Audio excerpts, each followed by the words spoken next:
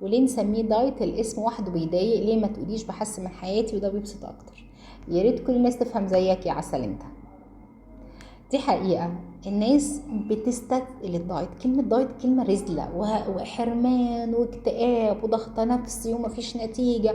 لو خدت الموضوع على ان انا بتشينج حياتي، بتشينج اللايف ستايل بتاعي، بسهل على نفسي وابعد عنها زيارة الدكاترة وببعد عنها الامراض، هتريح.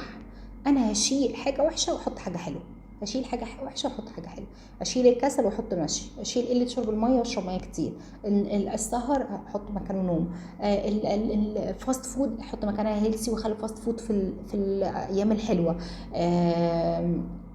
اشيل السكر الكتير وابدا اقلل كميه السكريات والحلويات بتاعتي، اتمشى كل يوم، اعمل تمارين تنفس. وليه نسميه دايت؟ الاسم وحده بيضايق. ليه ما تقوليش بحسن من حياتي وده بيبسط اكتر؟ يا ريت كل الناس تفهم زيك يا عسل انت.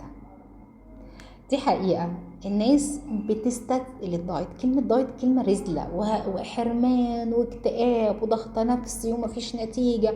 لو خدت الموضوع على ان انا بتشينج حياتي، بتشينج اللايف ستايل بتاعي، بسهل على نفسي وابعد عنها زيارة الدكاترة وببعد عنها الامراض، هتريح.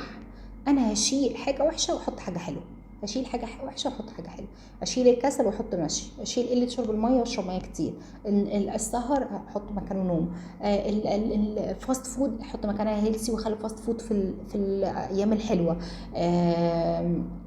اشيل السكر الكتير وابدا اقلل كميه السكريات والحلويات بتاعتي، اتمشى كل يوم، اعمل تمارين تنفس.